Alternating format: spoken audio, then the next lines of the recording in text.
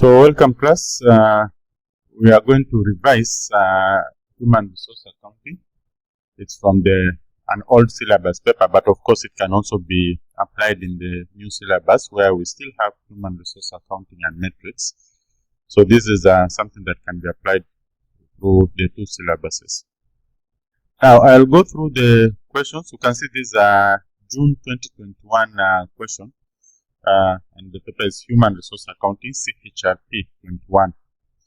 We'll go through all these questions, and I request to start with question section B, where I'll start with question 2.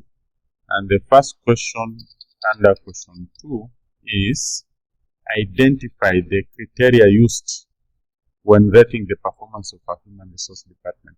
Identify the criteria used when rating the performance of a human resource department.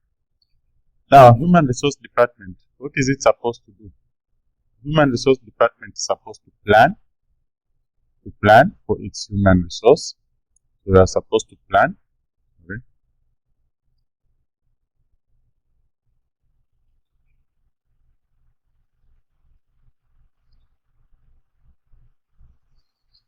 Just a minute.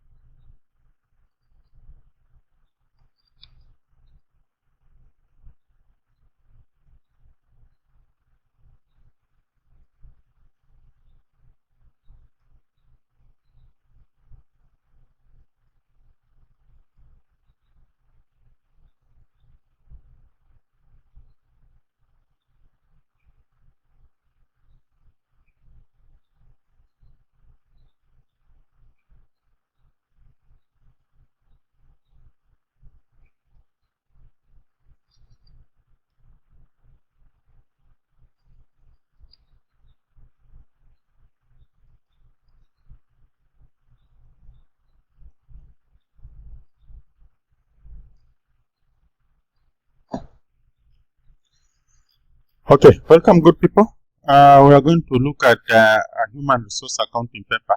It's from the old syllabus, but of course it can also be applied in the new syllabus where we still have human resource accounting. So this was a paper that was done in June 2021. And we'll look at some of these questions. We'll start from section B, that is question 2. So question 2, and we have 2A. Identify the criteria used when rating the performance of human resource department. Identify the criteria used when rating the performance of human resource department. Now, human resource department is supposed to play the planning function, planning for the manpower planning function. It's supposed to do recruitment and selection. It's supposed to do to undertake the onboarding process. And it will have the induction, we have placement, we have orientation. All those are the onboarding processes where you are now welcoming the person on board. And then we have training and development. Then of course we have relationship management. We have welfare, looking at the welfare of the employees. Of course, we have all these retention duties. We talk about compensation and benefits. We talk about things like succession planning. When you stay with the employee expects to grow, promotion and the group. Of course, we have separation also coming in, and basically, these are just some of the key functions that HR will play. When we talk about the criteria used when rating the performance performance of human resource department. And this is what is expected of a human resource department. What is the criteria that will be used? We'll look at the time possibly that it takes for the HR to do the placement or to undertake the onboarding process, or the time it takes for them to recruit a new staff. So time will be a parameter, or basically a criteria that will be used to see how the human resource department is faring on in its performance. We'll also look at the costs involved, or the resources that are involved, especially in carrying out these tasks like recruitment. How much have they possibly used to recruit one person? So that is a criteria that can also be used to see if the HR department is actually on the right track, or if it's not in the right track. We'll look at the quality of work, quality of its staff, quality of the work-life balance, such like stuff. Those are some of the things that will be used to basically measure and see if the HRD is actually in the right track. What is the quality of this staff life, the employees' life? So we'll check on the quality of work. We'll also look at the growth of the employee in the organization. Does the employee grow, or the employee remain stagnant? Is there succession? Is there development? Or is it that the same way you join the organization, that's the same way you will leave the organization, you always stuck in the same position? Those are some of the things that can be used to check if it's doing well, or if it's not doing well. We'll also look at the productivity level of the employees in the organization. And the productivity will speak a lot, especially in terms of when we talk about motivation. If you want to know if the employees are motivated, possibly some of the parameters that can be used to show that is the productivity level. And here we are looking at the deliverables at the end of a certain activity, or at the end of a certain timeline. Then we look at things like the relationships. And relationship, we can talk about employee relationship, employee. We can talk about employee-employer relationship, employee-employer. Or we can also talk about the trade unions, government relationship between the employees and the employer and the trade union, the employer and the government, such like stuff. All those relationships, and the employer and the government, we are talking about compliance. So these are some of the things that can be used to rate the performance of a human resource department. A human resource department that is not doing well, definitely when it comes to compliance, it will not be up to the dot. So relationships can be used to measure. Compliance level, I've just mentioned compliance level, and this is actually a point that can stand on its own. Compliance level can also be used to rate the performance of our human resource department, especially on the functions that relate to HR. Then we also look at, we can talk about the ability to meet deadlines. Ability to meet deadlines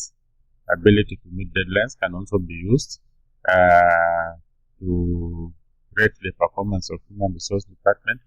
The retention rate, or the turnover rate, can also be used to rate the performance of a human resource department. Generally, a HRD that is doing well, we expect to see a lot of, to have a high retention rate and a low turnover rate. That is a human resource department that is doing its job well. Otherwise, if it's not doing well, then we expect a high turnover rate. So the turnover rate, retention rate can also be used to rate the performance of a human resource department. What else? The level goal achievement. If the company is achieving its goals, the company, and to a greater extent the department itself. Actually, we can talk about the department. So is the department achieving its goals? That is also a way of measuring or rating the performance of the human resource department. So we look at if the department is actually achieving the goals or objectives that it wanted to achieve at the beginning of the year. The competency of its staff, competence level of its staff. This one can be used to rate the performance of human resource department, especially when we talk about recruitment. Are they up to the task? Do they recruit people who have the right skills? So the competence level of the skill can also be used to rate the performance of human resource department, especially when we talk about the recruitment part of it. Don't limit yourself. These are 10 marks. The examiner wants 5 marks. But you can see all these are possibilities. You have a whole big space for you to give him or her all these points. And of course, you will now have a whole list to pick from, whichever points he wants. But all these are good points. Start with the key points, the strong points, going down to what you think will be possibly weaker points. Then part B, meetings are crucial forums for communicating human resource reports. Explain the various types of such meetings. Meetings are crucial forums for communicating human resource reports. Please underline human resource reports. This is a key word here. Meetings are crucial forums for communicating human resource reports. It's this that we are communicating. Explain the various types of such meetings. So meetings that can be used to communicate the human resource reports. So explain the various types of such meetings. Number 1, we have the normal staff meeting. So we can talk of the normal staff meeting. So we can just talk of staff meetings.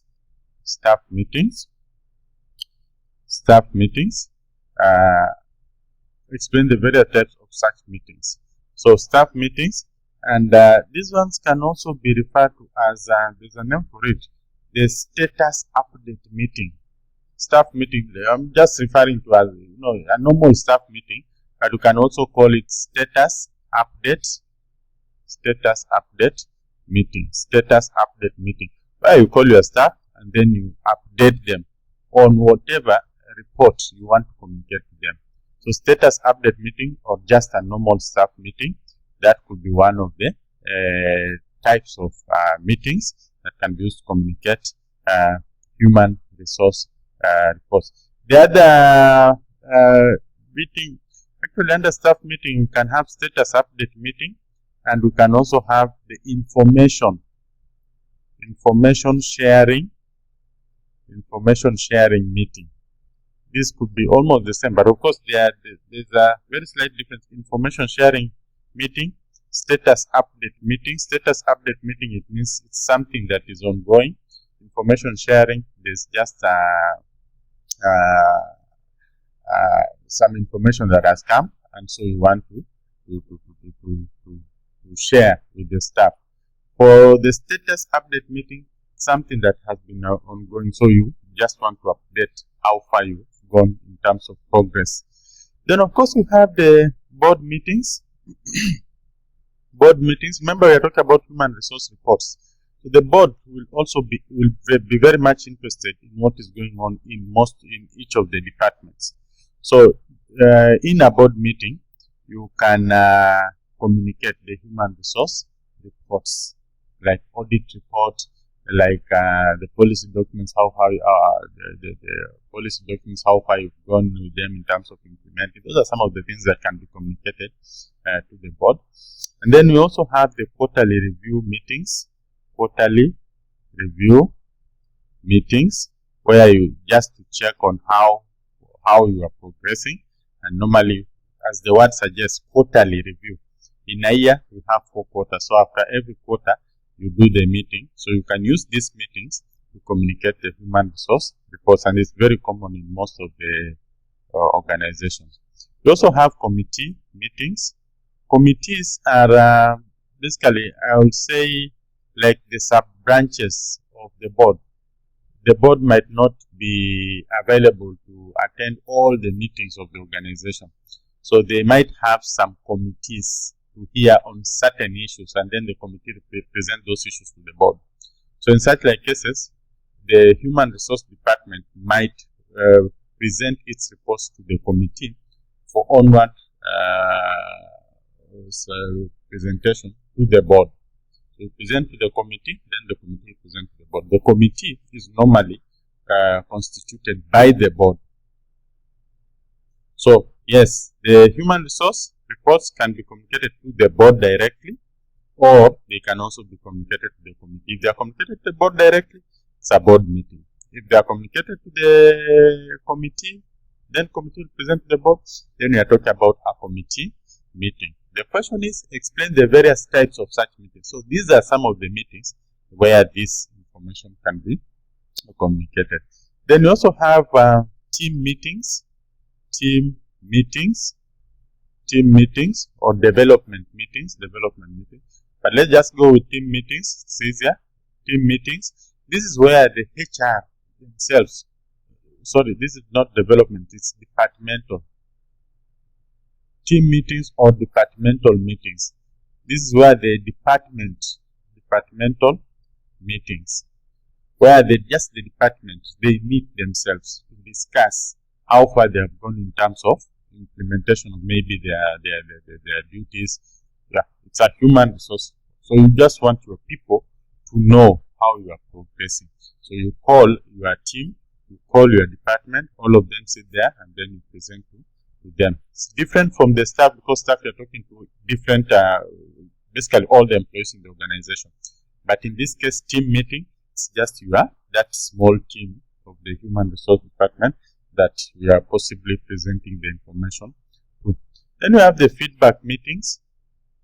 Feedback meetings, very common when it was an assignment that has been assigned to you, and now you are calling that meeting to communicate the feedback. So we call them the feedback meetings. You have been given an assignment, and so you have already conducted it. Now you are giving them the information that they wanted. So we call that the feedback meeting. There was an assignment you're supposed to do, and give them the output or what they expected. That is what we refer to as feedback meeting. We can also have the shareholders meetings. Shareholders meeting.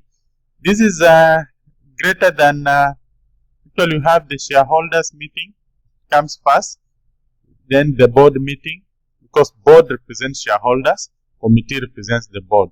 So you can see, you can present to the committee, or present to the board, or present to the shareholders directly. And we can also have the top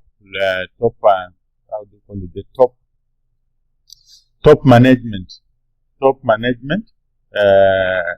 report, top management meeting, or senior management meeting, where you can now also present to the top level management. All these are various types of meetings that you can use to communicate the human resource reports. The reports basically, we assume that are the findings or the information that you want to communicate to whoever it is. So it depends with the person you want to communicate to, but all these are the various meetings that we can use to present the information of the human resource reports. Thank you. Let's meet in the next question.